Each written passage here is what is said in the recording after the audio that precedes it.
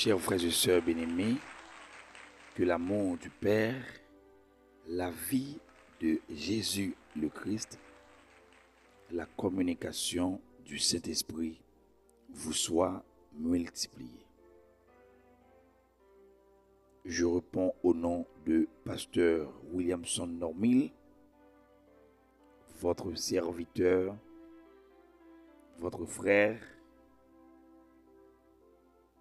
le responsable de la Christa, le doyen de l'Université Akrista Internationale,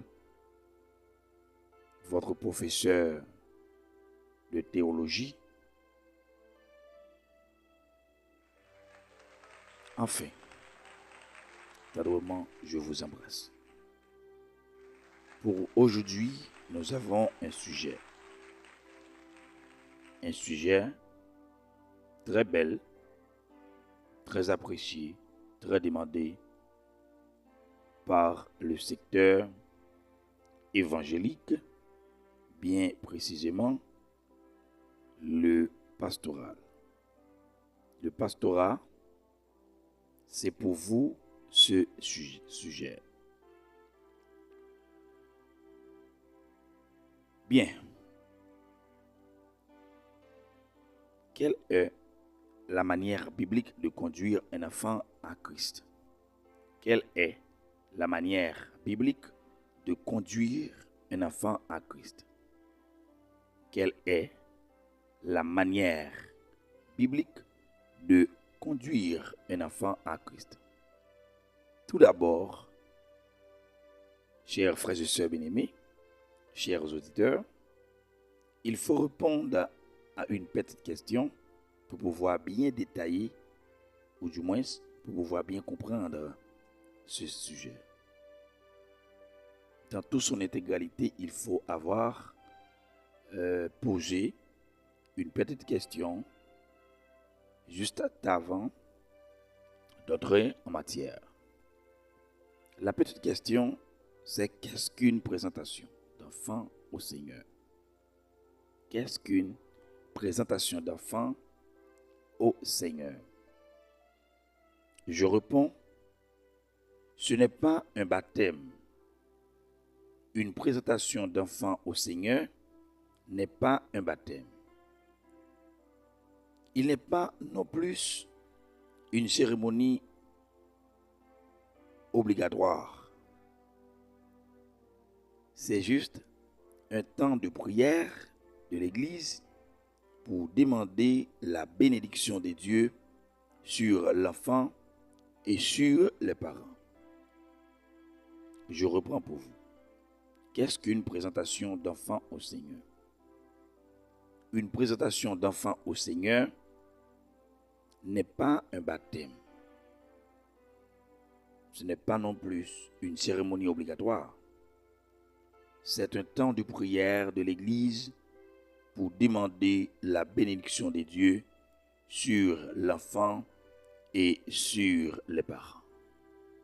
Maintenant, chers frères et sœurs bien-aimés, il est question de répondre à 3 points, ou bien à 3 éléments de base qui sont nécessaires pour conduire un enfant au salut et à une relation personnelle avec Christ. 3 éléments de base sont nécessaires pour conduire un enfant au salut et à une relation personnelle avec Christ. La prière, l'exemple, est un enseignement adapté à son âge. Appliquer fidèlement ces 3 éléments de sa naissance permet de conduire un enfant à Christ. La prière. L'exemple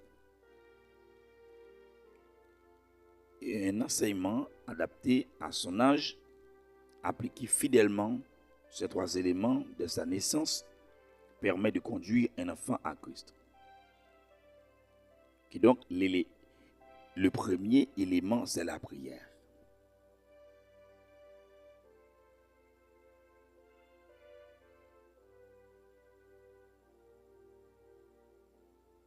L'importance de la prière pour l'évangélisation des enfants ne peut être exagérée. Dès le moment de la conception d'un enfant, ses parents doivent demander à Dieu de lui accorder sa grâce et de leur donner la sagesse pour l'élever. Dieu a promis de donner généreusement de sa sagesse à tous ceux qui la lui demandent. Selon Jacques chapitre 1er, verset 5.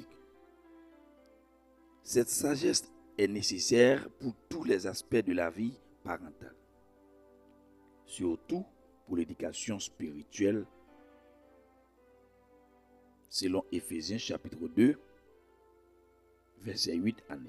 Dit que nous sommes sauvés par la grâce, par le moyen de la foi.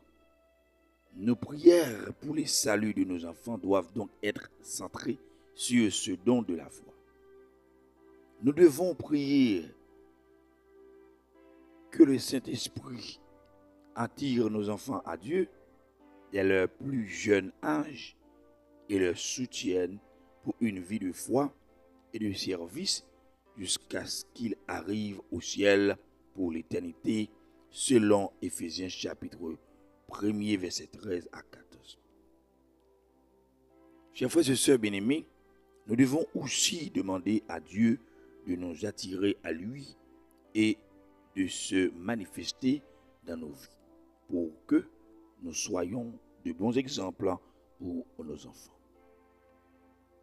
Notre exemple en tant qu'enfant de Dieu est le meilleur modèle pour notre enfant de la relation avec Christ que nous voulons le voir développer. Si notre enfant nous voit prier quotidiennement, il comprendra que la prière est une partie importante de notre vie. S'il nous voit lire la parole de Dieu continuellement, l'étudier, nous en nourrir et la méditer, il comprendra l'importance de la Bible sans que nous ayons besoin de dire un mot. S'il voit que nous ne connaissons pas seulement les Écritures, mais cherchons à les appliquer de manière pratique dans notre vie quotidienne, il comprendra la puissance d'une vie vécue à sa lumière.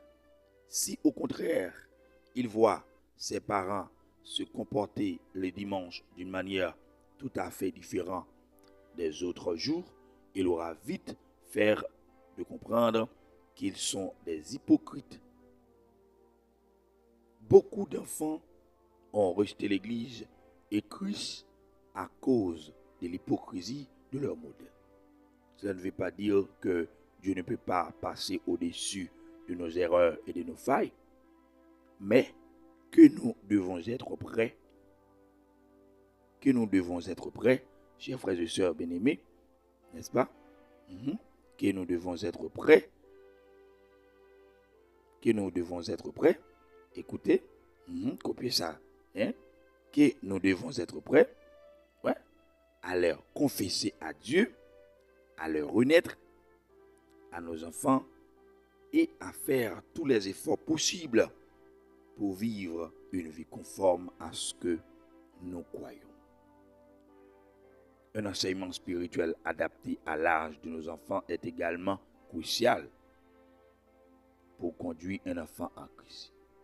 Il y a beaucoup de livres et ressources chrétiennes pour enfants, notamment des Bibles pour enfants, des livres d'histoire biblique et de la musique que les enfants de tout âge peuvent lire. Chanter et mémoriser une partie importante de l'éducation spirituelle consiste aussi à relier chaque aspect de la vie d'un enfant à une vie spirituelle. Chaque fois qu'un enfant voit une fleur, un coucher du soleil ou un oiseau, c'est l'occasion pour ses parents de lui parler de la beauté de la création divine.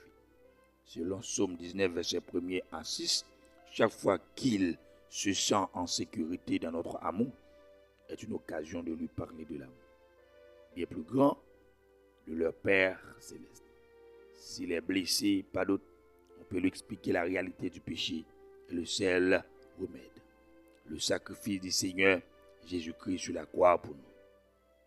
Enfin, on attache parfois une trop grande importance à la prière du salut ou à la réponse à un appel.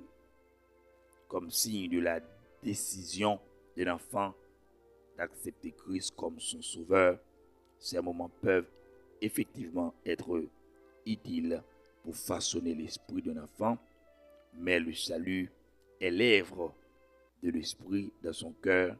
Le véritable salut mène à une vie de discipline et il est important de communiquer cela également.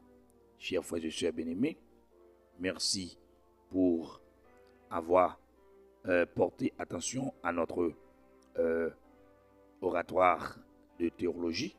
Merci pour votre participation. Merci pour votre écoute. C'est Pasteur Williamson Normil, votre serviteur en Jésus-Christ.